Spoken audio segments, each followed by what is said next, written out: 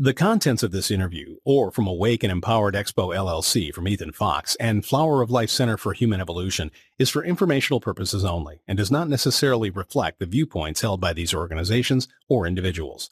Always consult with your doctor or health professional before making any changes to your diet, lifestyle, or prescription drug use. Please understand that you assume all responsibility and risk for the use or misuse of this information. Welcome to Awake and Empowered Radio. This is Ethann Fox, and I'm here with Jeffery Jaxen. Today we have an exclusive and inspiring interview with Dr. Dream. Dr. Dream shares his work in the field of consciousness and his belief that as a world we are moving in the right direction. Other fascinating topics we discussed include soulmate relationships, ancient civilizations, free will versus fate, chemtrails, and the shadow government and how to deal with these influences and still maintain your balance. As an entrepreneur, humanitarian, holistic healing practitioner, and international speaker, Mark Dr. Dream Peebler has over 20 years' experience guiding, mentoring, and empowering students, organizations, and corporations in building, reaching, and sustaining their full potential on all levels. He has traveled to sacred sites around the world, including locations in Egypt, Cambodia, Japan, China, Russia, United Kingdom, Greece, Turkey, and throughout Central and South America. From presenting at total solar eclipse festivals and Burning Man, ceremonies at Machu Picchu, Angkor Wat, and Pyramid of the Sun at Teotihuacan, to his weekly radio broadcasts, Dr. Dream has assisted the journeys of thousands of incredible beings on their path of ascension. Since 2010, Dr. Dream and his band of angels have traveled to over 100 cities and facilitated more than 180 events. The material that Dr. Dream presents is not new. It has been around for as long as humanity has questioned their existence, and it is reinterpreted by each generation. Dr. Dream's uniquely personal approach to energy transference and sharing his perspective on what has worked for him, what he knows can work for those whom he has the opportunity to connect, has been widely praised. Dr. Dream wholeheartedly agrees with Les Brown.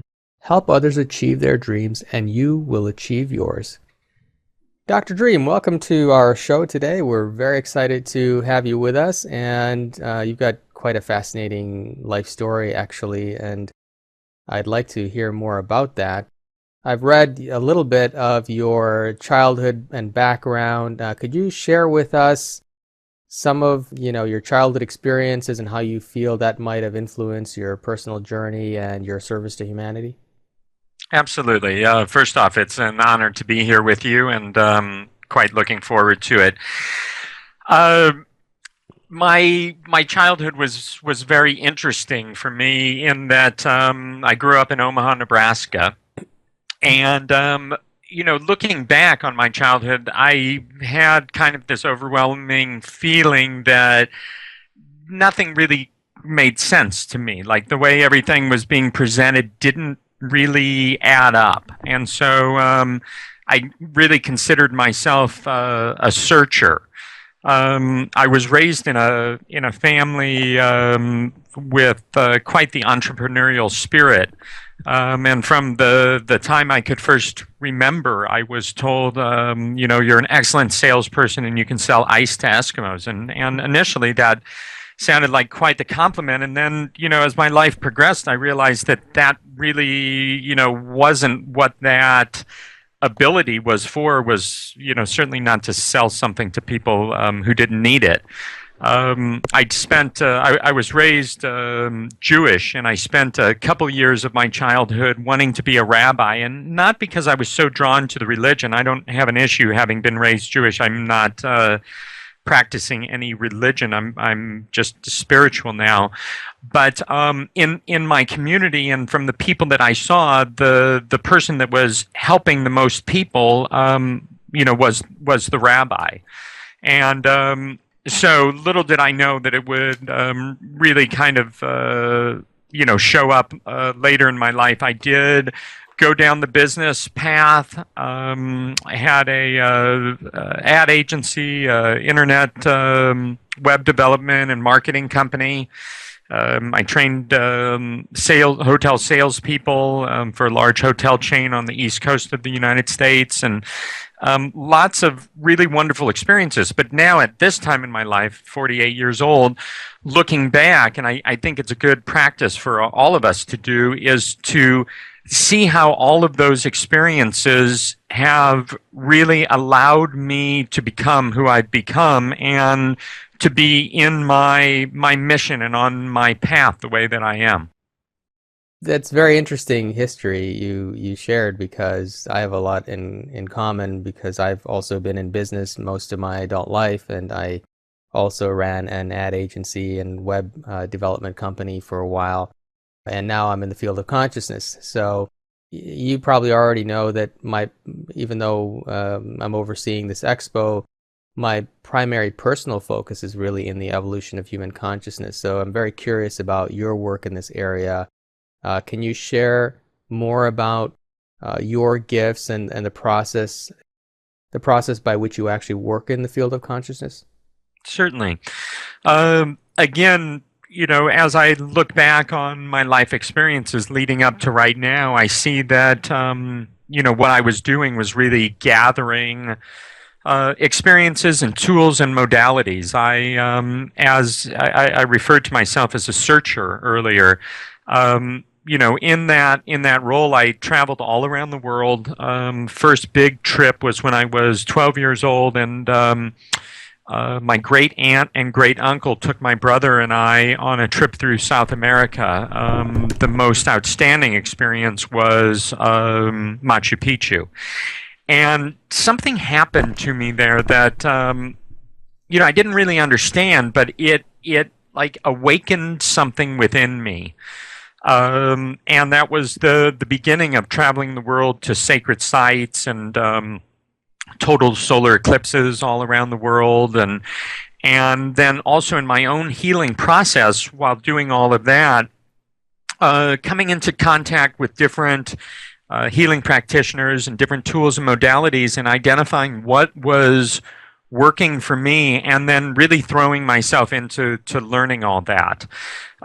So lots with essential oils and flower and gem essences, lots of experiences with sound and vibration, tuning forks, gongs, crystal bowls, chimes, Tibetan bowls, bells, rife frequencies, and just a number of other modalities. And so at a certain point, once I had gone through my process, what I realized was that the experiences I had gathered and the healing that had taken place that I had facilitated for myself would be helpful to share with others. I was also very interested in group energetics. And so we would, with the Rife device and some different modalities, we would have groups of people over and do different group energetic experiences, working with frequencies and vibration. And, my focus was on what sort of group consciousness could we connect within. And it was fascinating work, and has led to an experience that we've taken all over the world at this point. We've done 180 of them in the last 40 months or something like that in 101 cities around the world, and we call it a universal love galactivation, and it's really the tools and modalities being used in a group energetic to assist people in experiencing a more expansive feeling of universal love. What, in the work that you've done with people using these different modalities and tools, have you been able to find any way to measure the results of your work in human consciousness, and what have you found with that? Well, it's interesting. I wasn't much about education. Because what I was really learning, I was learning outside of school. The programming of the education system, at least here in the United States, doesn't do very much for me. So it was only maybe in the last 7 or 8 years that I started to allow science to explain or validate, I guess, what I was always feeling in my emotional body, in my heart. And so I never really thought that science could explain all the different things that I was experiencing. My background wasn't that way. I was always the emotionally based one. And so I was really quite impressed at an event that I was asked to speak at, and it was an event with 2 speakers, myself and an author named Mike Barra. And Mike has written his latest book is called The Choice. But prior to that, he wrote a book with Richard Hoagland, and it was a bit conspiracy and this and that. And I asked the organizers of the event, I said, why would you book me to speak, at this event with this New York Times best-selling author who, has a very different perspective than what I have? And they said, you just wait. He speaks before you, and see what you think. And I mean, when it was over, I went up to Mike and I was absolutely blown away. His research explained what I felt at all the different total solar eclipses that I've gone to around the world. It was just fascinating information, and I started to realize that science really can explain what my emotional body has felt all along. Now, jumping ahead to what I'm doing now and the holistic healing practice we have here in Ventura, California. For me, the old saying, the proof is in the pudding.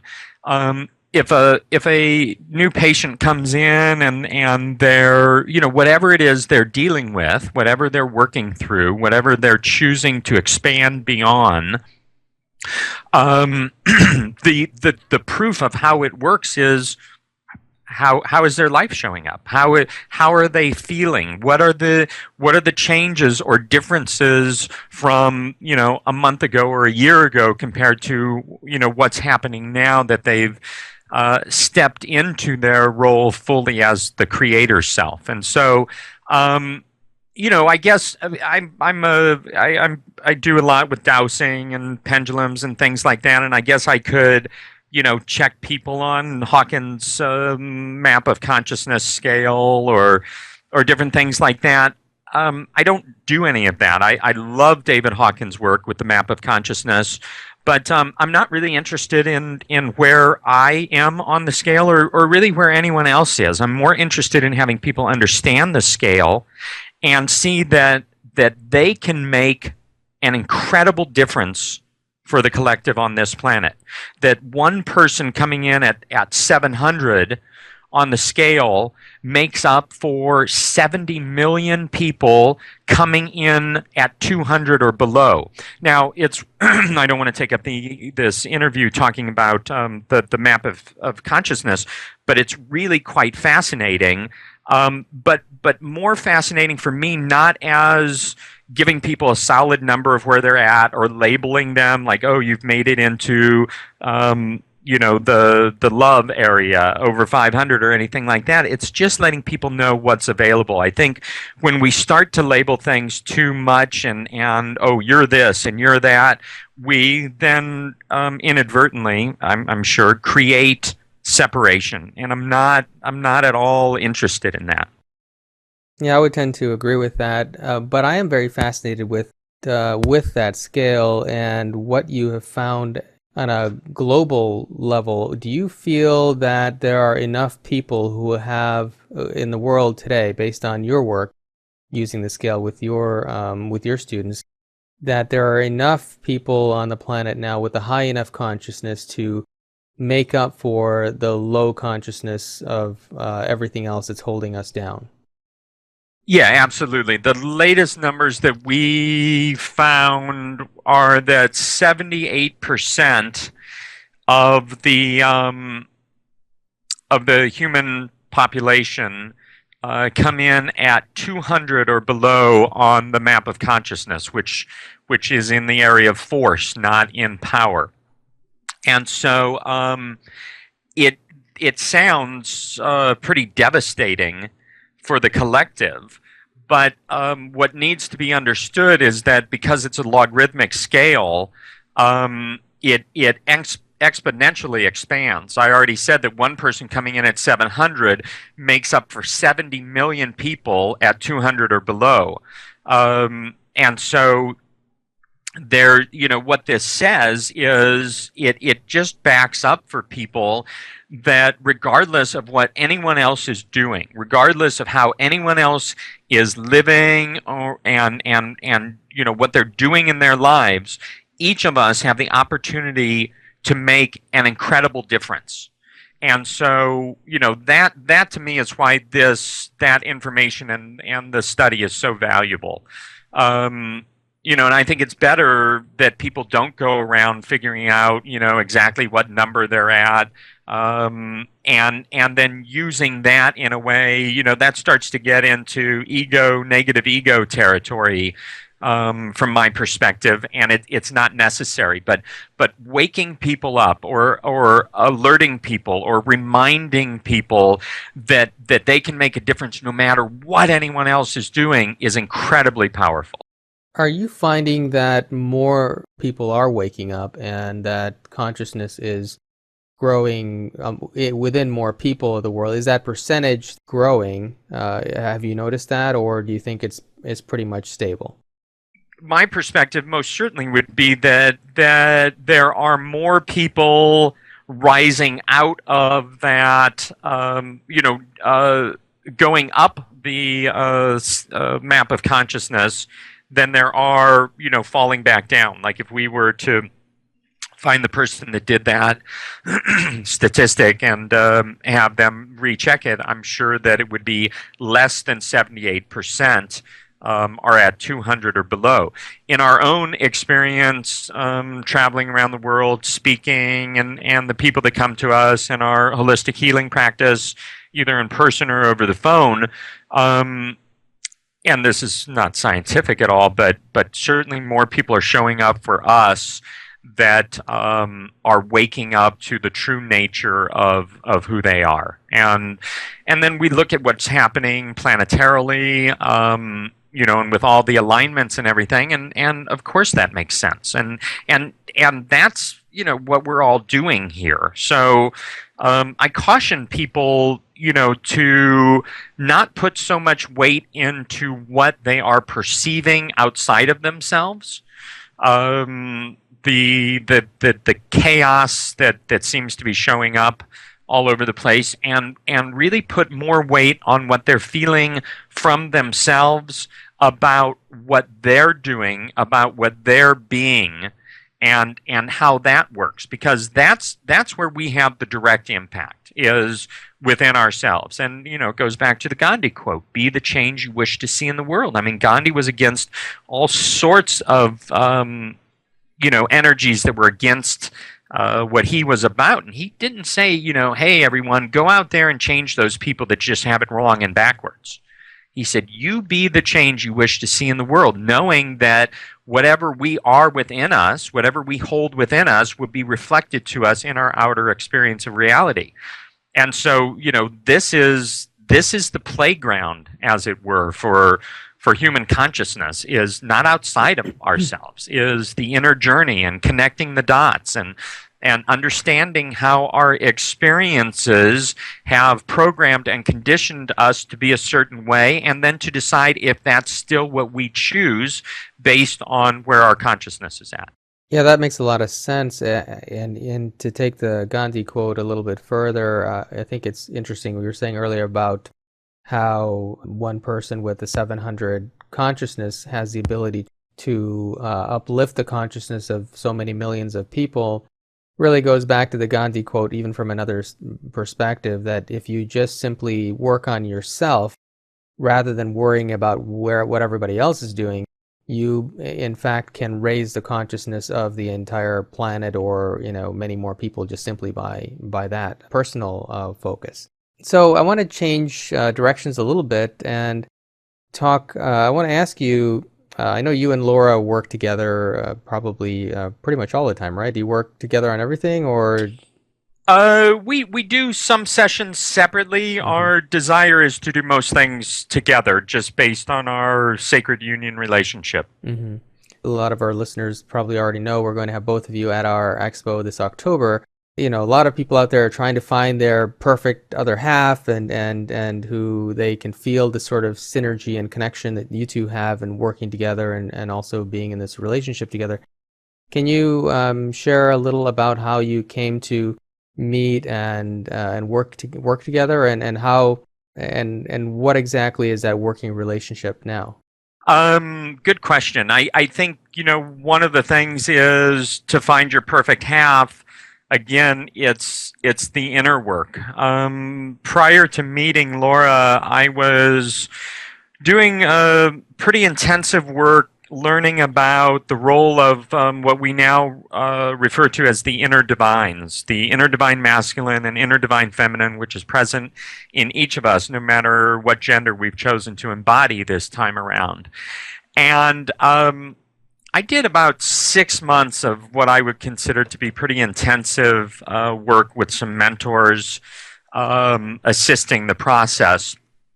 And what I was able to do then is to, see where I wasn't in balance between my inner divines, and how that was being reflected in my outer experience of reality. And so I was able to fine tune what was going on, and those aspects of the divine feminine that I was looking for outside of me.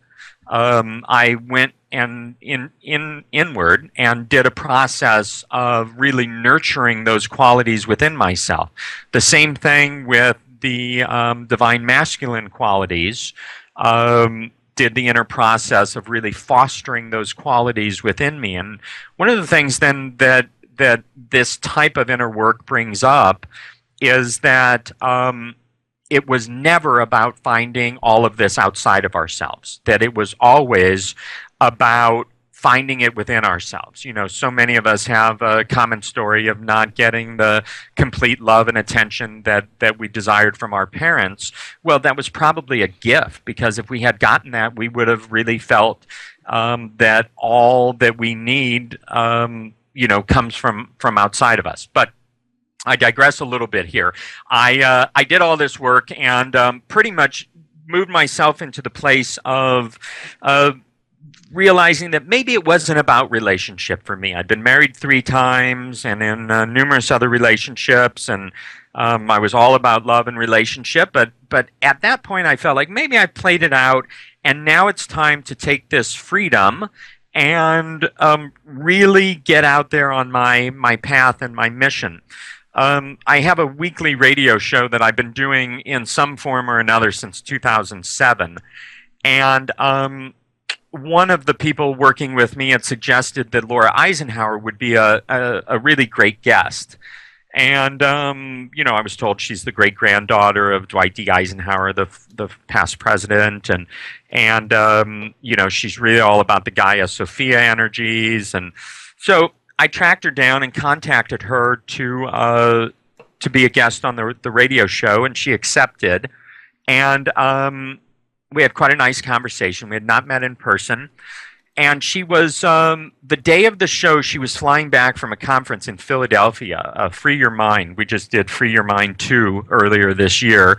But she was coming back from Free Your Mind. This is 2.5 years ago. And she called me and said that things were getting a little dicey, and she had missed her plane, and she really needed to postpone the interview. And I thought, oh my God, we've posted this all over. People are really excited that Laura Eisenhower was going to be on the show. And I said, listen, get on the next plane. I'll come from an hour south of the LAX airport. I'll pick you up. We'll do the interview off the airport property, and then I'll drive you an hour north to Ventura. I'll make this really easy on you. She got on the next flight. We had a filler interview for about 30 minutes. She came down the escalator, and there was an energy about her that I just hadn't experienced with anyone before, and I made sort of a mental note of it. I gave her a hug. We got in the car. I put some essential oils on her, did a little tuning fork, and then we did the interview. Literally, the interview was an hour. I probably maybe asked 3 questions. The rest of the time, my jaw was firmly planted on the floorboard of the car. I was just so taken by her compassion and her passion for her mission and her entire existence. And so pretty much from that point on, we've been inseparable. She also was at the point that she was not at all thinking or looking or desiring a relationship. And I think there's some clue in there that when you're not looking for it, when you found what you wanted to find in yourself, again, the source has no choice but to reflect that back to us, whatever we're holding within ourselves. And that's why this area of balance and alignment with the inner divines for each person is so incredibly important, because lots of times with relationship, we're going to complete ourselves with that next relationship that has all these qualities that we're unaware we have already within ourselves. And in the short term, that kind of energetic works. In the long term, it's a recipe for crash and burn, because we can't feel that we are not whole and that someone else completes us and then feel that's going to work for us long term. And so these are important things to look at if people aren't finding the partner that they want, or if the relationship they're in is showing up in a way that's not comfortable.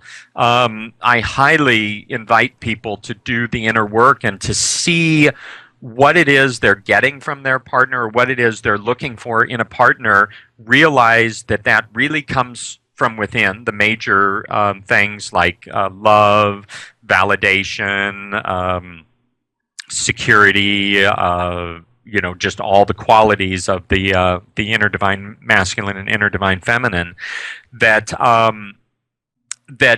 doing that inner work really will allow then the energy to show up in a way that is more comfortable.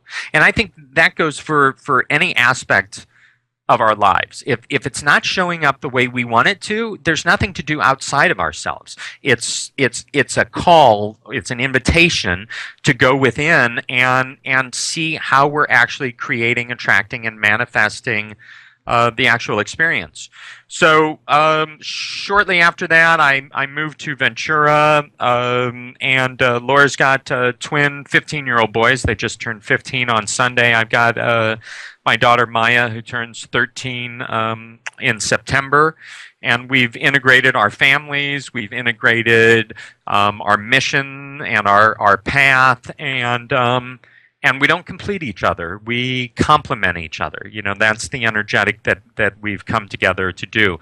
The other thing to mention is, it's not easy. I don't know if any relationships that allow us tremendous growth and evolution are ever easy. So, I think sometimes people take a look at us and they want to put us on a pedestal for having this great relationship. And it's like, you know what? It takes a lot of work, and not just a lot of work in the beginning. I mean, it takes our focused intention and attention to our relationship every single day to have it work and be comfortable and go smoothly. I mean, because we've all got, to some extent, different programmings and conditionings and different wounded aspects of ourselves that a true relationship like this allows us the opportunity to expand beyond and to evolve from. And so I feel incredibly blessed to be in this relationship and to be learning and have learned as much about myself as I have. And then we also do something that's fun, and we'll be doing these in Detroit as part of the conference, we do what's called dream team sessions, and they're an hour or an hour and a half long, and it's the combination of our gifts, and I describe it as one of the greatest or highest sort of manifestations of what we create together is this session that we do, combined session we do called a dream team session. The website, awakeinthedreamradio.com. I've been a long-time listener, and both of yours and Laura's, your relationship really comes through well on the radio. You complement each other. You can really hear it, and you've had some amazing guests on there. And I want to point all our listeners to that website and to tune into that radio show every week. It's really great stuff. Oh, Jeffrey, I appreciate that. Also, that takes you to the Blog Talk Radio site, which just has what we've done on Blog Talk Radio. Okay. If you type in Dr. Dream in iTunes, you'll get all 184 broadcasts going back to 2007. Or if you go to drdream.com, drdream.com, you can get the archive right off our site. But everything's free and available, and I appreciate your kind words about our broadcast. Thank you. I want to shift it back to a little bit more medical for a second. That's my background. And on your touroflove.com website, there says some statements about multiple modalities, and it mentions traditional healing, urban shamanism, and modern technology. Now, traditional healing, I think, hopefully most of our listeners may know what that is, but I'm very curious, and I think they are too. Urban shamanism and modern technology. Can you speak a little bit briefly on each one of those and how you use them? Sure, that's a great question. I'm actually surprised I don't get this question more often. What we did when we were rolling out the Tour of Love and the Universal Love Galactivation experience is we took a look at all the tools and modalities that we use. And there's so many. I mean, I think at this point, if we listed them all out, there's maybe 15 to 17 different tools and modalities that we incorporate. If we include Laura in that, it's up to 20 or so. And so we wanted to be able to come, my background is sales and marketing. And so nothing better than being a front man for Source at this point. But we wanted to come up with a way to kind of describe, everything and in as few terms as possible. So we've got I'm just going to the thing. So urban shamanism really speaks of the guiding people on the inner journey and really not telling people what it is, but sort of gently guiding them through whatever their process is. And we do this in the group energetic, and we do this in our combined sessions and in our one-on-one sessions. Modern technology, we've got, technology is amazing. We've got some pretty amazing instruments that we use. We have a Rife-based frequency device that is really something. Dr. Royal Rife, back in the 1920s, 30s, and 40s out of San Diego, California, developed a frequency generator that was assisting people in clearing cancer from their bodies. And I'm talking like stage 4 cancer.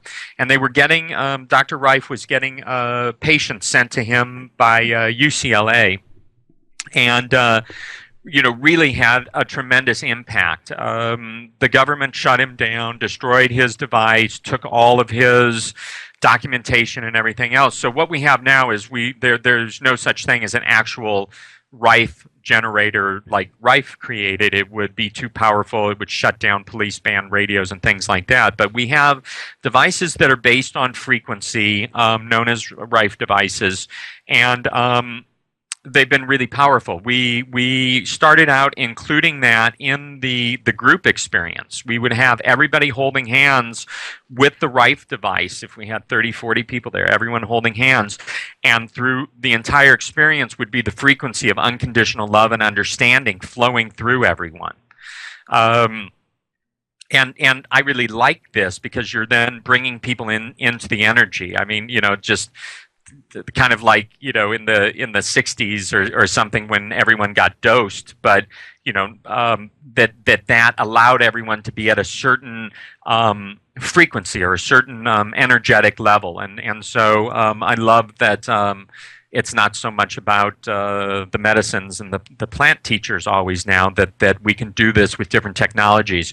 We have a laser that looks like a regular laser pointer, but it has 500 algorithms embedded in the light, all having to do with health and wellness, including the frequency of the Old Testament, which in Hawkins scale rates very high. And so, that is modern technology being brought in. We do things with color therapy, different things like that. And then traditional healing, certainly not traditional in the sense of the medical industry, because it is, if nothing else, it's just a big business now. Traditional healing, when I speak of that, we talk about flower and gem essences and essential oils, and then different energy work that comes through. Some people might not consider that traditional healing, but most certainly I do, because that comes from the tradition of us being the creator selves and really working with energies. And it's not something that's just available to, the few. I mean, we all have the ability and capacity to heal ourselves. And so as soon as we awaken and allow ourselves to have that be part of the foundation of who we are, we can really affect our lives and then the lives of people around us. One of the messages that is so important for me is right now to share is that we still see a lot of people holding back, and they're holding back because maybe they don't feel like they know enough, or they're concerned about what their family or friends will say if they really step into the role they came here to play. And my message to the collective is, people, this is the time right now to step up to who you came here to become, and to be who you came here to be. And doing anything else is a disservice to oneself and to the entire collective. And we never know who in our families, our communities, our inner circle, who is waiting for us to step into our role and to be authentic and to be true to the true nature of who we are. Because when we do that, okay, not in an effort to teach anyone anything or anything like that, when we do it because that's what we know we're here to do, it gives everyone else permission to do the same thing. And so, it's interesting. We have people come in and say, oh, I can't talk about this with my family and this and that. And it's like, you know what? People in your family may be just the ones that are waiting for you to step into this. I used to go to Burning Man every year. I don't go anymore. But one of the things I thought was interesting out there, this is an event in northern Nevada, the largest Leave No Trace event in the world, 60,000 people for 8 days in the desert. It's the fourth largest city in Nevada for the week. And it's radical self-expression and radical self-reliance and all about art and creativity and connection. But I started to look at people out there, and I realized that so many of those people plan 51 weeks out of the year on how to be authentic 1 week of the year. And then they get out there and they complain about the default world, the other world, and about how bad it is and how nothing's authentic and everything. And I finally got this and looked at everyone and said, you know what?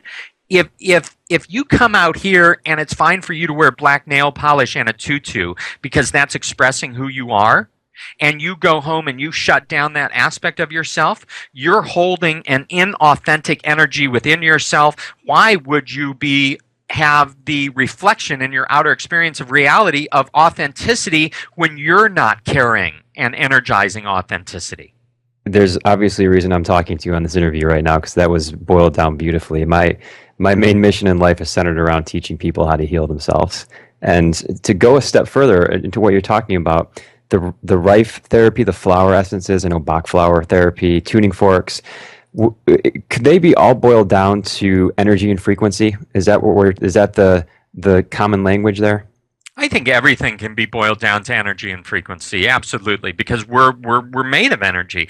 When we start to just think of ourselves as this meat suit that magically appeared here, in this reality, I think that's when we start to get into trouble. And so, it really is about energy and frequency. And, I work with all these modalities, but I have another very clear message for people. You don't need to go out and buy essential oils, flower essences, tuning forks, any of it. Okay? The greatest tool for each of us as individuals is within us. And we can do what all those different things are doing when we allow that energy to come forth.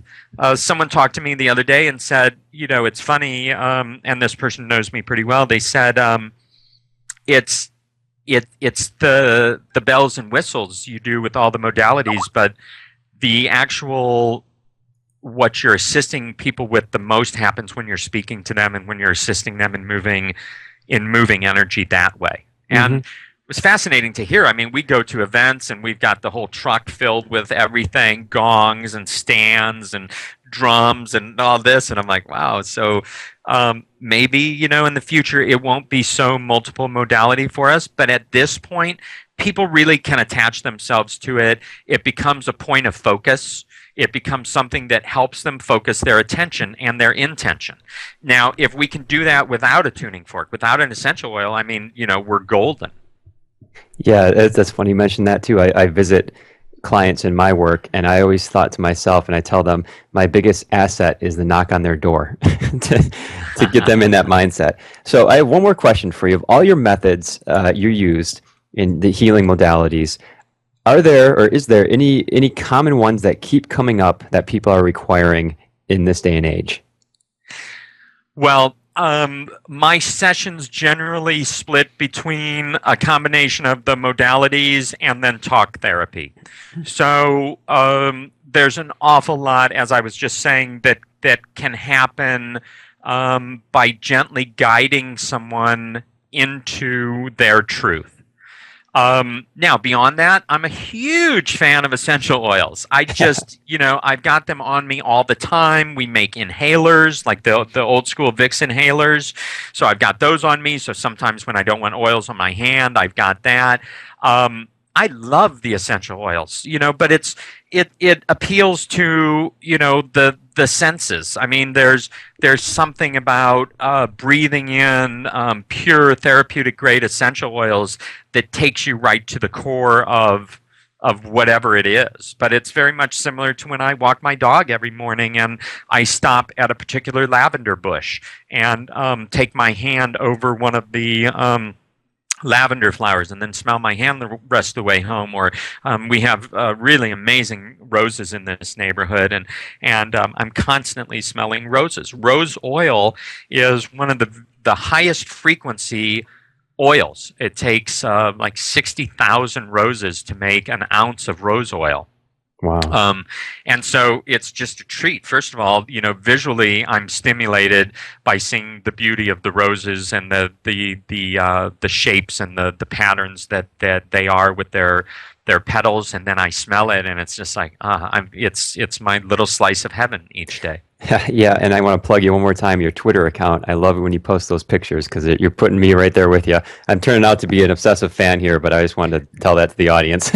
Now, you're awesome. I really appreciate you, all that you do to retweet things and just your support. And it's important because when we find something that touches us, how beautiful is it now that social media and everything makes it so easy to share at the highest level? I wish everybody was focused on sharing at the highest level.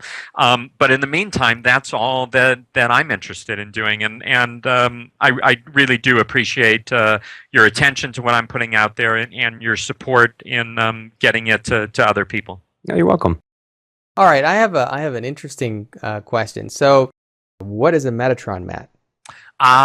Okay, fabulous. I found a particular affinity with the Shambhala group, which is out of Lake County, California, and Sedona, Arizona. It is a group under the leadership of the reincarnated Buddha Maitreya. And I lived in Sedona for 9 years, and they had a store there. They still do. And I went in one day. Some friends said, "Oh, you're going to love these pendulums." And I went in one day, and I found they weren't pendulums. They're called etheric weavers. Looks like a pendulum, but a really amazing healing tool. And so I got one of them and started working with it. And I liked the energy so much, I went back and said, "Listen, I need something I can wear. I want this energy with me all the time." And one of the Buddhist nuns there held a necklace called a solar form radiator over my hand, and my entire hand started vibrating and pulsating. I said, "I'll take that one." And she said, "Oh, we've got so many more." I said, "You should have shown me them first then, because this one is definitely for me." And then I kept going back and looking at the different tools, got a complete set of etheric weavers, and then saw this Metatron mat, which is a copper grid mat based on a sacred geometric form with rare earth magnets and crystals at the intersecting points, and like alligator clip cables that can be connected to other energetic tools. And so I got the Metatron mat and 2 Christ consciousness vajras, which are crystal-based tools. There's a picture on the Healthy Family Now site of the Metatron mat on the massage table with the 2 Christ consciousness vajras there, and it's great. So everybody that comes in for a session, and when we travel, you'll have the experience of this when we're in Detroit, we bring that mat and the Christ Consciousness Vajras with us.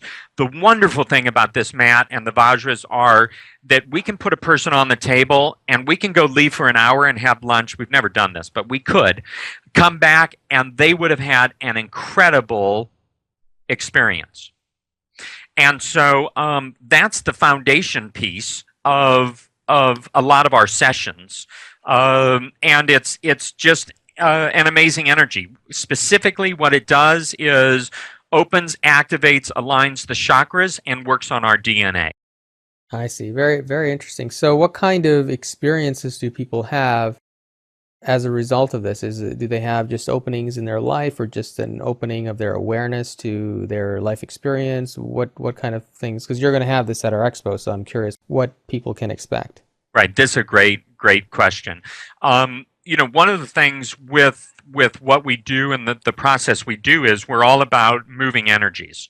And so, I'm paying a lot of attention when a client comes in. We always talk first and pull out what we need to pull out, and then we see what needs to be fine-tuned, what's calling for the attention of our client. And so people feel it just depends how in tune people are with subtle energies. Lots of people feel their different parts of their body start to tingle, the hands, and depending on what we're working on and moving through, there may be a pronounced energetic feeling of energy being moved from a different chakra or a particular chakra or something like that. And so it's all in an effort to create more of an opportunity to move through stuff. I mean, that's one of the things that I like about the multiple modalities is, it's one thing assisting people in getting in touch with what's going on, seeing how they're creating, attracting, manifesting the experience, connecting the dots with past conditioning, programming, past experiences in their life. But then they're kind of stuck with that. They've got to figure out a way, the next step is once you've recognized, acknowledged, connected everything together within yourself, is to figure out how to move through it, how to expand through it. And so that's a big thing that we do. I've got sets of crystals that we do a grid around a person, on them or around them. We'll work with different tuning forks. I'm checking everything during the sessions with my pendulum. Literally over, a container of 40 or 50 oils, I'm asking which oil is best for this client. Or if my intuition says, use this particular oil, then I'll ask the pendulum, is this the right oil for the person? I like this aspect of what I do because it enables me to get out of my head and stop second guessing or put it through a mind loop of doubt or something like that. And it's pretty amazing when I use the pendulum to choose an oil for a person. I'll say, oh, look, you've called forth this oil, and tell them the qualities of the oil, and they'll say, of course I've called that forth, depending on, all based on what they're dealing with. So you mentioned that you have traveled around the world. Now, you've gone to a number of ancient sites, is that correct? Yeah, absolutely. I've spent a lot of time in Mexico. When I lived in New York City, I used to fly down a few times a year to Mexico City just to do ceremony at Teotihuacan, and mostly the Pyramid of the Sun there, which at that time was the third largest pyramid. I think it's now probably the fourth based on some other discoveries. A lot in South America and Central America. Cambodia, Vietnam, China, Japan, throughout Europe, different islands in the Caribbean and things like that. Really been very blessed to have traveled so much. And, we get so singularly focused on what it means to be an American, and it's so old paradigm, and all the let's fly the flag and let's put one on the car window and let's do all this and we're patriotic, but what that does is it's old paradigm because it's no longer about a particular country. It needs to be about this planet and all of the beings that inhabit this planet. Not needing to be about, one religion or one country or one this or one that.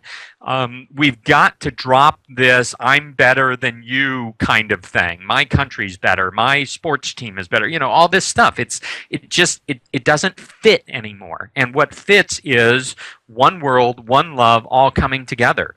And it's interesting to me. I used to have a business in Guatemala. We had 200 ladies making hemp crocheted items for the body shop and for retail stores around the country. And we were proud to have Made in Guatemala on it. I mean, we knew these ladies. We were giving them an opportunity for better and for more. And to be quite honest, we couldn't have made those products here in the United States because you can't. I mean, we couldn't have sold them for what we would have needed to sell them at for someone working at $12 an hour or something like that. And so, we felt really good about it. We were shocked by the number of people that came to us and said, oh, you should be making these in the United States. And it's like, well, wait a sec. What, we're all one people. So why is it an issue for me to support 200 ladies in Guatemala that have families, that have goals, dreams, and desires for their life? And it just hit home, and it was from supposedly conscious people in the hemp community and this, that, and the other. And it was like, wait a sec, people just, and this was back in the 90s, but that's just how I look at things now. Enough with the posturing of different countries and everything else. If we're really going to survive this and survive it by bringing as many of the embodied beings with us as we can, it's going to be because we drop all this other stuff and distortions and programmings that have done nothing but get in the way. All these religious wars. Look at all these people that have died. And it is what it is, and everything has brought us to this point that we're at right now in the evolution of the collective. But now let's get really conscious and really step up to it and drop all this other stuff that just doesn't serve us. And in your travels to these ancient locations, have you Have you formulated any theories about who built these architectural marvels? I've always been very fascinated with ancient civilizations, and I have my own theories and done my own research. But having been at all these various locations, what have you learned from that and from your travels there, and where do you think these originated and why were they built, essentially? Well, I guess the best information that I've gotten on that comes from Michael Tellinger, who also is going to be at in Detroit for the conference, right? Oh yeah, yes, he's one of our speakers. Yes. So Michael and Laura did an event a week ago in Santa Barbara, and I was fascinated with Michael's presentation about that touches on energies and how these big, huge, multiple ton rocks were able to be moved and everything like that. And again, it all goes back to energy and being able to harness that. If we even had an inkling of how powerful we are as individuals, and then that is exponentially more powerful as the collective, we would be blown away. But all this is coming down the pipeline for all of us. We just need to be open to it and to choose this timeline, which is essential. Are you familiar with the Coral Castle? Have you ever heard of that? No. Yeah, it's actually not just a castle. It's sort of a whole complex that was built in recent times. Actually, I'm trying to remember, between 1923 and 1951, a single man by the name, I believe his name was Edward. He single-handedly built this gigantic complex with huge stones. Nobody ever knew how he built it. He always built it by cover of darkness. Nobody ever heard any construction going on or any construction vehicles or anything of that kind. But the next day, more blocks were there, and it's still there. It's this massive place, and apparently some years later, he had some problems with the people who had moved into the neighborhood. So he picked up and moved this entire complex to another location that was a considerable distance away. And when he was asked about how he built this complex, he said that he understood how the ancient Egyptians had actually built their pyramids, and he used that knowledge to build his complex, but he never actually left behind the actual information of how it was done. So clearly here was a man who figured this out and was able to master this ancient knowledge even in relatively modern times. Yeah, so Michael Tellinger is going to be one of our presenters. I'm very excited to have him as well because a lot of his work is quite fascinating to me in that field. So I would like to switch gears a little bit and ask you about, now you and Laura are going on this, you're both going to be keynote presenters at our expo, and you are both going on this tour. And could you tell us more about what that tour entails and where all you, or if I don't know if it's too big a list, but where exactly will you be? Well, this is fun. The Tour of Love is our ongoing, really outreach. It's just it has such a nice ring to it, and people remember the website and everything. And so we're constantly adding dates and events and different things like that. Like right now, we're planning a Southern California jaunt and a Northern California jaunt that we'll be adding to the website soon.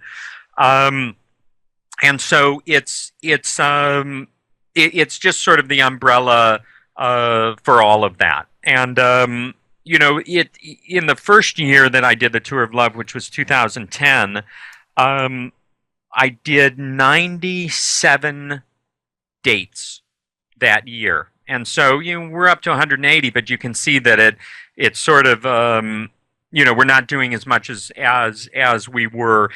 We have the kids in school here. Family is incredibly important to us, and so we're always looking for ways that we don't have to be so separated from the kids and things like that. We had a great experience this summer and took them to James Gilliland's place up at ECETI Ranch and did the sky watch, seeing all the ships at night. And the kids absolutely loved it. I mean, really, it was the first time for the boys to see me speak, and for them to see Laura speak, and the first time for my daughter to hear Laura speak, and it was just, we had the best time traveling and being together and sharing. We're really interested in more things like that. It's tough on us when we have to leave for 2 weeks and we're not with the kids and everything. So we look to do a lot of local things, and we're looking at expanding the radio broadcast. It was so great to hear Jeffery say all that, but we're looking at expanding.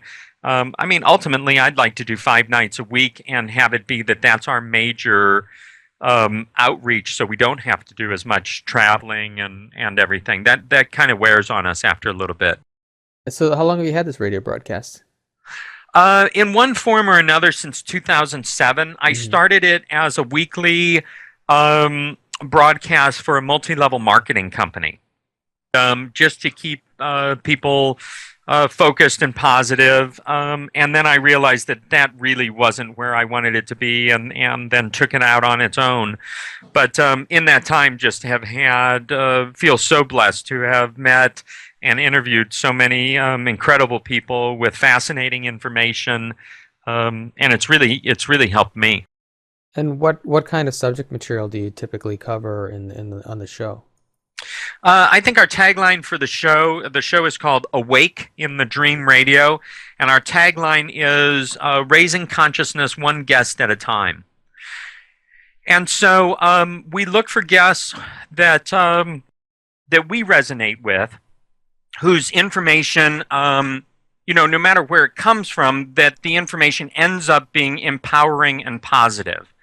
And so we've had, of course, Michael Tellinger on. We had Sylvia Brown on recently.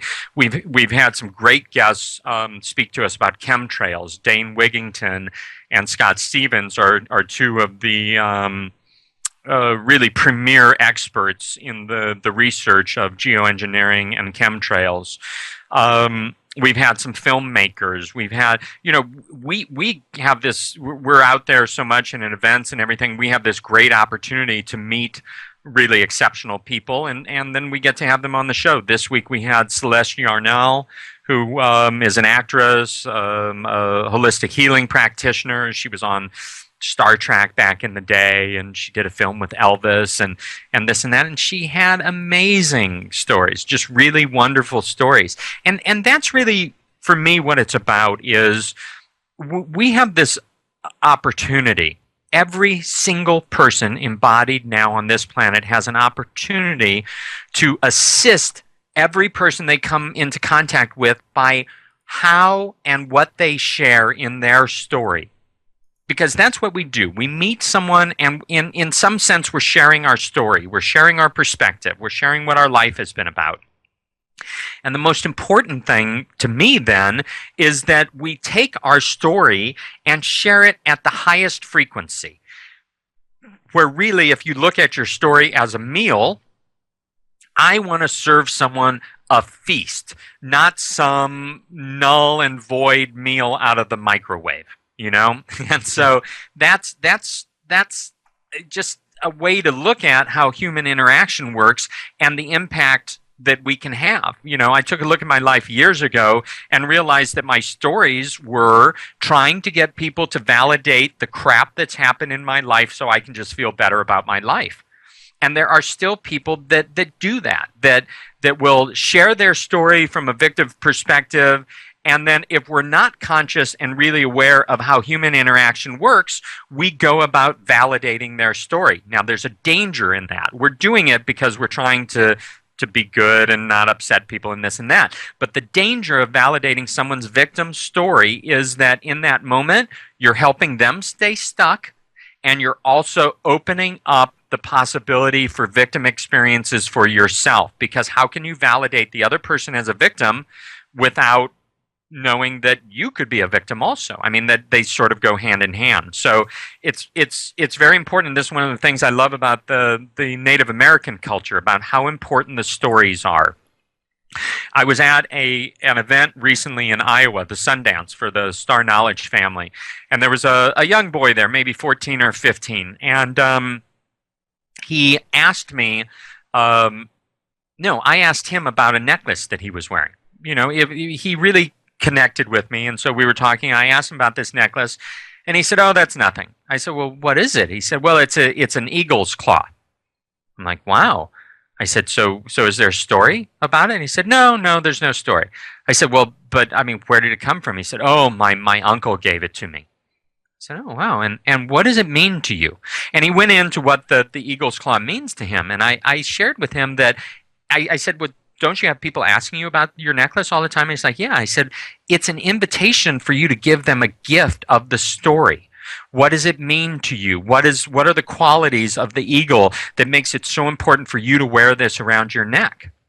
And I just saw it in his eyes. It shifted him. He realized that there was a greater role he could be playing in his regular experiences that he had taken for granted, that he had sort of written off as like, oh, that's nothing. It's just a necklace, And it's like, no, that's an opportunity to share something that touches another person deeply, that gives them an energy or an energetic that is positive.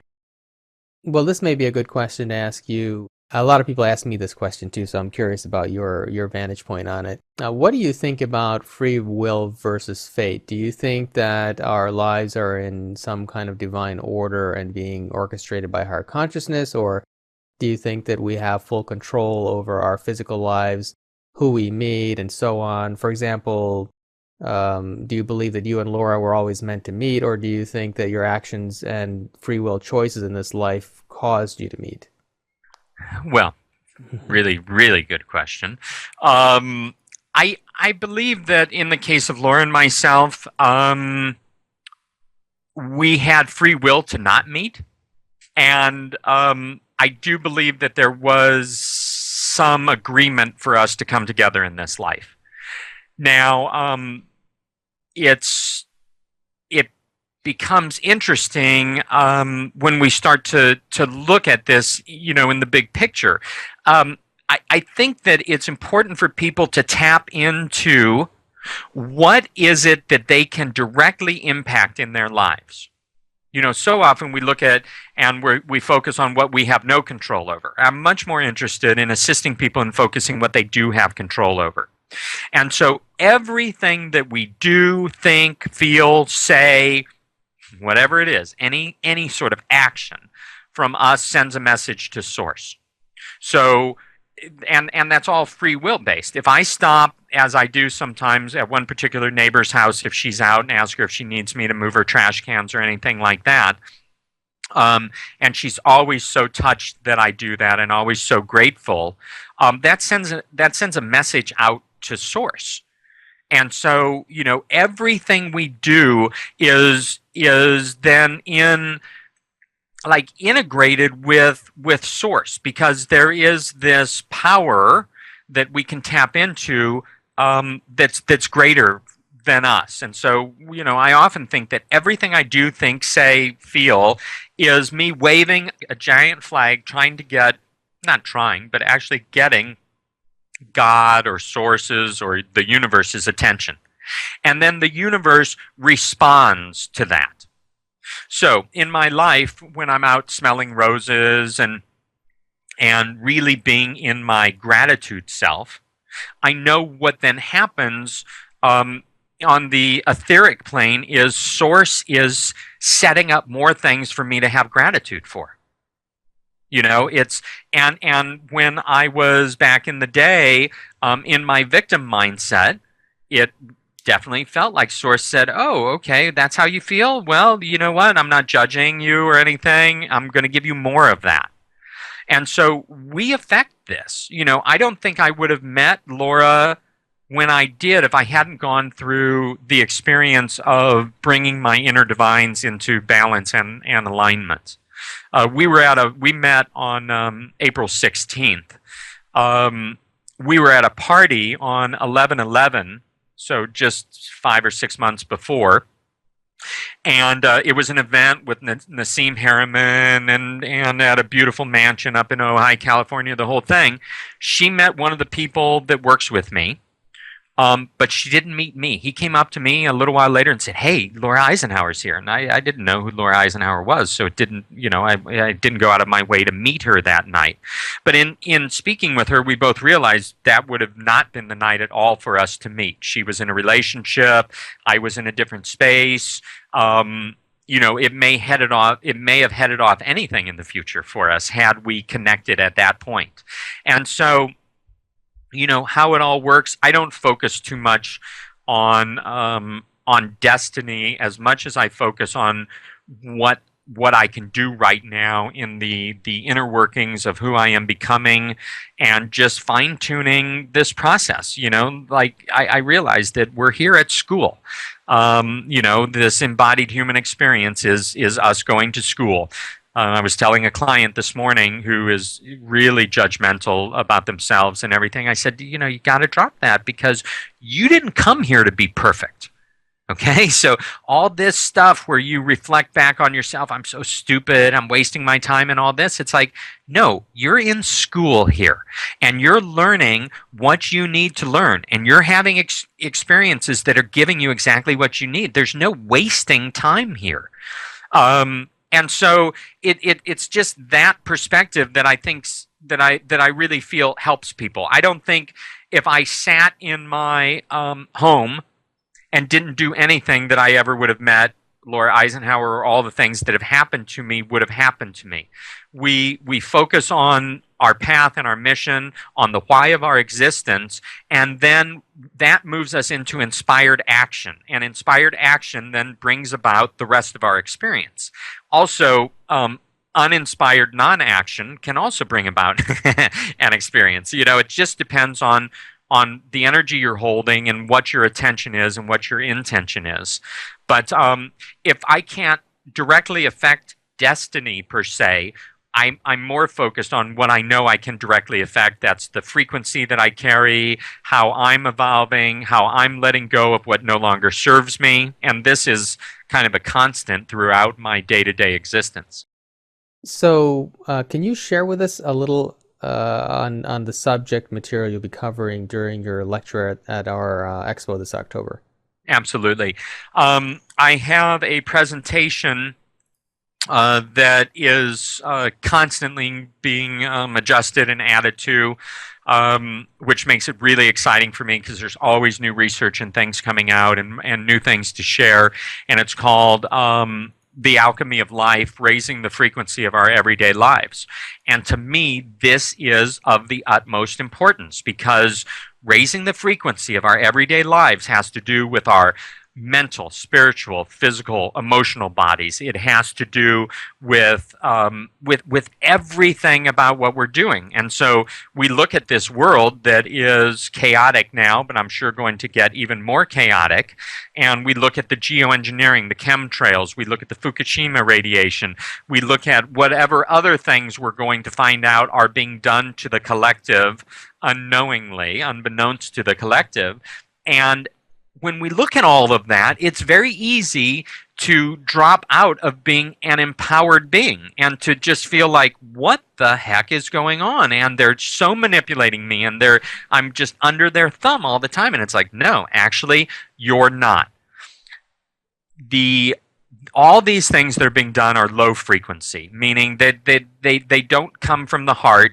Chemtrails is not a heart-based thing that's being done to assist us, so it holds a lower frequency. So how do we not be affected by chemtrails? We hold a higher frequency. How can we not be affected by the victim's mentality around us, or just the looking at the world and being devastated by it, knowing that our high frequency trumps all of that? And again, this takes us right back to the Hawkins map of consciousness, it's like we do make a difference. We have this ability all on our own without it being connected to anyone else. Now, don't get me wrong, it's tough to get up into the 500, 600, 700s on the map of consciousness. But of course it would be, because that's when we're clearing out our stuff. That's when we're really stepping into the true nature of who we are. So I'll speak a lot about body frequency and essential oils, and I share quite a few stories. It's very empowering, very positive, and gives people what they need to make appropriate changes in their life, so they don't have to be so worried about all this other stuff that the shadow government or God knows who else is trying to do to us. Well, I wasn't going to get into the subject, but since you brought it up, I'm curious your viewpoint, since you know a lot of people and you've interviewed a lot of interesting people on your show. What is your conclusion as to why this shadow government, or this consciousness that is doing all of these things, such as chemtrails and GMO foods and so on, what is their motivation? It's the last stand of the powers that want to be. And so, it's just grasping. I mean, they've had their way for a while here on this planet, and it's all changing right now. And so, they're doing whatever they can to keep us dumbed down, to keep us ingesting fluoride in our toothpaste and in our water supply, so our pineal glands can be calcified, so we don't really connect with the true nature of who we are. And yet, everything that's being done can be undone. And, as opposed to us as individuals being undone by what's happening, we can undo it. And the way to undo it is to work on our side of the street. I love the Occupy movement. What was it, last summer? And hundreds of thousands of people all over the world protesting and getting out there. And what it said to me is that people are waking up, but they don't know what to do with that energy. They're waking up and they want to fight what they now realize has been done to them. And my thought the whole time, and we were asked to speak at different rallies and things like that, and it just didn't work out. And it didn't work out because I'm not going to go out into an energetic that's about conflict. Okay, so very similar to what I think Mother Teresa said, I'll never go to a war rally, but I'll always go to a peace rally. It's like, where is our attention? And when we start fighting the powers that want to be, they're going to just fight back. It's that law of physics. If I push on something, it's going to push back with the same force. Well, being a human, that's going to piss me off, and I'm going to push a little harder, and then it pushes harder. And before you know it, we've now made, Mount Everest out of an anthill. And this is what happens. So I'm much more interested, like I would have loved it if somehow all those hundreds of thousands of people that went out and lived in the parks and all this for the Occupy movement, if they would have just taken a day or 2 full days and done the inner journey, the inner process, and cleaned up their side of the street, so to speak, that's going to change everything much quicker than trying to fight all these powers that are set up in a particular way. And so that's just my thing. I think that positive activism, getting the word out, I mean, it's what we do with our radio show. Dane Wigington came on 2 weeks ago and said that, by the end of this year, they're not going to be able to deny the damage that chemtrails have done, because they can't lie anymore about what's happened to the planet. And there's going to be a no ice, looks like a no ice Arctic, and this and that, and people are going to have to answer for this, okay? They're not going to be able to either keep their head in the sand or continue to lie about it. And that's where we're headed with all of this. Yeah, and I would tend to agree with you. Michael J. Murphy is going to be is going to be at our expo, and we're going to be showing his documentaries there as well. And we have one of our groups within our organization, Flower of Life, is called Conscious Action, and the primary focus there is to work with all these activist movements worldwide. Because one of the things we notice is And it's, it's human nature, and we don't see anything wrong with it, but people tend to get really angry when they first find out these things are happening. So, the geoengineering movement is fairly new, and there's so much anger and irritation and powerlessness about it. And so we're trying to do is to come up with positive initiatives that can create positive change without the negative emotion, and working collaboratively with these various movements worldwide to launch those initiatives on a global scale, to create more awareness and more forward momentum rather than just beating up against something that an immovable wall. So I can completely agree with your vantage point on that, and that's kind of how we're trying to come at it as well. Do you see, so from your and I know that you and Laura also study astrology. I've been an astrologer and numerologist for 20 years, so I have some vantage point as to where I see the future going. From your vantage point, where do you see us going as a collective consciousness and as a planet in the future? Are we heading in the right direction, and where do you see things? Yeah, I mean, I'm an eternal optimist, and it served me in my life, and so yeah, I definitely see that we're doing what needs to be done. I caution people not to get so stuck or own, the chaos and all the other lower frequency things that are out there. It's not going to assist anyone in in this process. We need to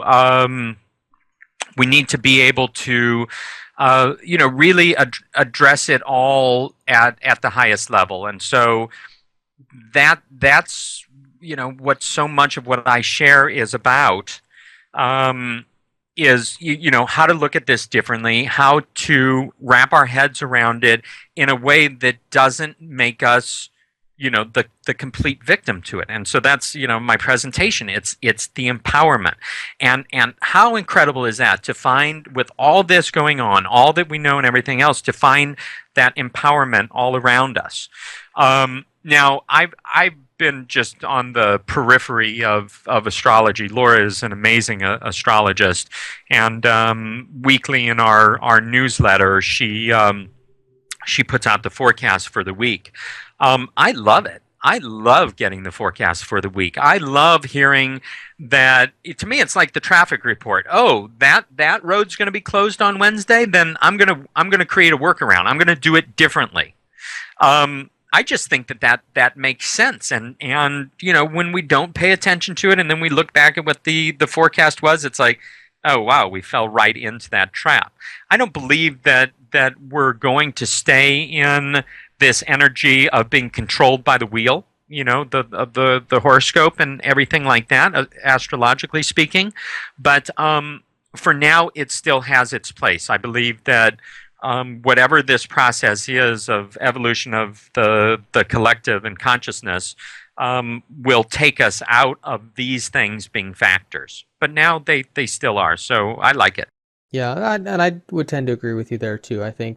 And I found that in my work that the higher the consciousness of the person, the less they tend to fall into the negative aspects that are present in their cycles. So you can still weather the challenging times, or you still go through the challenging times, but you won't really experience them as challenging, for example. And so there's something that seems to happen when consciousness raises in a person, whereas the lower the consciousness, the more you respond to the various cycles in the chart. So I think as the global consciousness continues to move forward, then eventually planetary cycles and so on will have less of a meaning in our day-to-day lives.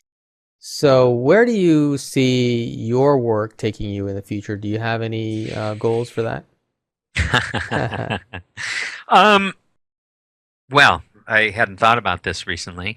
I mean, what we're doing, what I'm doing, what I'm about continues to unfold for me. I'm still spending a good portion of each day working on my own emotional baggage and fine-tuning my own process. And I share what I share based on my experiences. I've always said, I used to love Wayne Dyer, and when I first thought about going on the speaker circuit, I thought, how can I go out there when there's people like Wayne Dyer out there? I mean, the guy can quote 1,000 different authors at the drop of a hat, and then I met Wayne, and I met Dr. Brian Weiss, and the James and Sally Redfield, and then Dan Millman, Sonia Choquette, all these people that had a tremendous impact on my life. And I asked myself, why did I get to meet these people? It was at a particular event, and I had shown up there as a professional photographer, so I literally got to meet all of them, have conversations with them, meals with James and Sally Redfield, the whole thing. And as I was driving back to Sedona from Scottsdale, I said, why did I get to have this experience? Why didn't I just get an experience like the majority of the other people and just be in the audience? And I thought, because I'm holding myself back, because I've put all these other people on a pedestal, and having done that, how can I, I'm doing air quotes, compete with them? And my realization, my epiphany, my aha was, I have what I have to share. It's based on my experiences. It's based on who I am. It doesn't come from a book. And there's a place for this out there. And so I'm just going to drop all my other stuff, all the comparisons, all the I'm not good enough because look at how good this other person is, and just, know that that's an illusion of my own thinking, and step into this and do what I do. And that's what I've done. Where is it going to go? I have no idea, seriously. I mean, I love what I get to do. I'm all about helping people and being in service. I can't imagine anything else. And so it's interesting, like, oh boy, we all go through this shift and then we're all fine and healed. I guess then we just get to live. It's not about the money system or having to work or, so I'm open to what the future holds, and I'm open to, a very high frequency, high vibration experience in the future, and one that has us exactly where we should be, whatever that is. And in the meantime, I follow the signs and messages of my life and what comes to me and what my intuition is, and we move in those directions. We've got some major planetary things happening these days. The harmonic convergence on the 26th of this month is a big deal, and it's a big deal because the energies of the multiverse are lining up to give us a good opportunity to focus our attention and to set our intention for what we're truly looking for what we're truly interested in. And so Laura and I will do ceremony tomorrow and be very focused on our role of service to others and the why of our existence and really playing the game. I love calling it playing the game because it allows me to take it a little less seriously and also drop all the preconceived ideas. Like when we were kids, we played games and it wasn't about what was real or what wasn't real. It's just, it was. And so, allowing me to play the game at the highest level that I can possibly play this lifetime. That's what I'm interested in. So for our listeners who may not be entirely familiar with your work, can you share any contact information or websites where they can follow you or get in touch? Absolutely. I have a site, drdream.com, and all of our sites link to the others, but drdream.com. We have touroflove.com, and then our holistic healing practice, healthyfamilynow.com. And I even have a link on Healthy Family Now where people can book a 15-minute no-charge consultation with me. I mean, I really want to help people.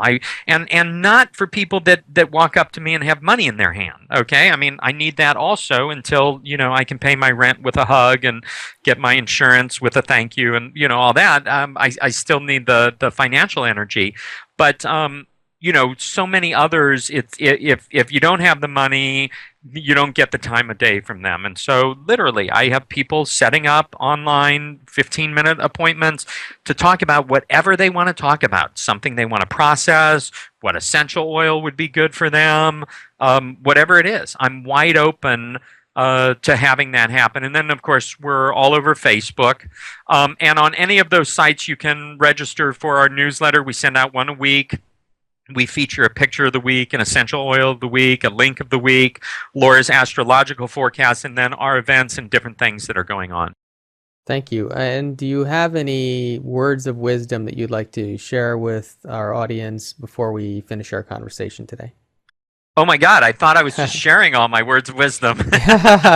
Any final words of inspiration? Yeah, I mean, for me, what I've learned is to stay in the heart and to just be really open to what's happening here and open to the upside of what's happening here. I tend to shut down some of the negativity that comes my way because I'm not interested in owning it. I'm not interested in carrying it around in my field. You will find positive people out there. If they're not in your communities, find them online. We're living in an amazing time, and more people are waking up to the fact that we're all here to help each other. And I guess want people to know I'm committed and dedicated to that, and you can count on me. Great. Thank you so much, Dr. Dream, for joining us on this very enlightening call today. And we're really excited to see you and Laura at our October 11th through 13th Expo in Detroit, Michigan, USA. And I will see you on your show on August 13th as well. So I'm looking forward to that. So we'll talk real soon. And there are a lot of other projects too that I'm hoping we will collaborate together on and help further the move forward in the world. Thank you, Ethan. I've been really impressed with your team, including Michelle and Jeffrey, and then all the other ones that I haven't come into contact with. And it's really a testimonial to the level that you're playing the game, and the people that you attract reflects that. And we couldn't be more honored and excited to be part of your conference. And when you said collaboration right now, all the cells in my body began to tingle. And so I'm looking forward to that conversation. And we are thrilled to have you on Awaken the Dream Radio in the middle of August. Yeah, fantastic. Excellent. All right. Thank you. We'll talk soon. Bye-bye. All right.